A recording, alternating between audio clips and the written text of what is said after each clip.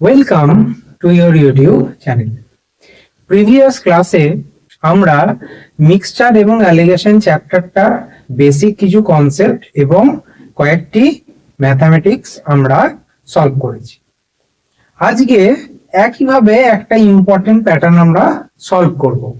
এই প্যাটার্নটি থেকে বহু পরীক্ষায় বহুবার এই ধরনের অঙ্ক এসছে এবং ভবিষ্যতেও আসবে, তাই এই প্যাটার্নটি ভীষণ ভীষণ ইম্পর্টেন্ট। আগে দেখা যাক প্যাটার্নটা কি।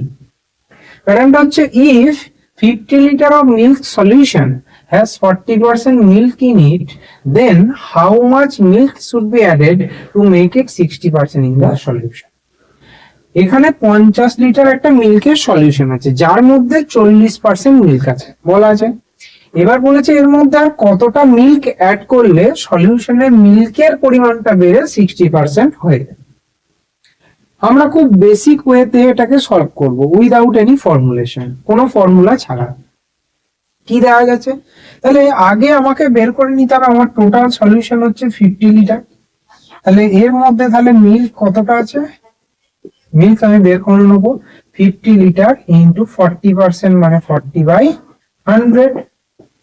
তাহলে 20 লিটার আমার মিল্ক আছে, বাকিটা আছে কি ওয়াটার, যেটা আমার দরকার নেই এই ক্ষেত্রে বের করা। এবার আমি ধরে নিচ্ছি let x litre milk add করা হচ্ছে।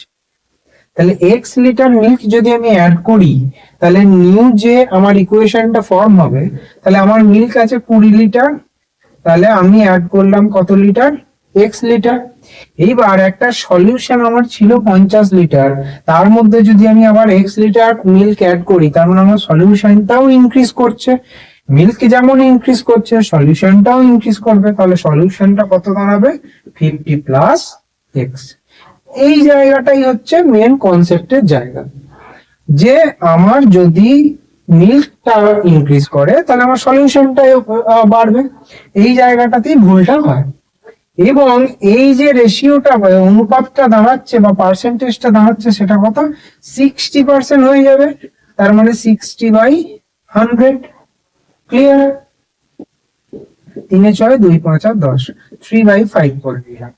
এবার এটাকে ক্রস মাল্টিপ্লিকেশন করব, 105x 150 প্লাস 3x। এটাকে এদিকে নিয়ে এলাম, এটাকে এদিকে নিয়ে গেলাম, 2x সমান 50 হয়ে গেল। তাহলে x সমান হয়ে গেল 50/2 মানে 25 লিটার। তার মানে আমি যদি এই সলিউশনে আরো 25 লিটার মিল্ক অ্যাড করি, তাহলে সলিউশনটার মধ্যে মিল্কটা গিয়ে 60% দাঁড়াবে। এই হলো কনসেপ্ট।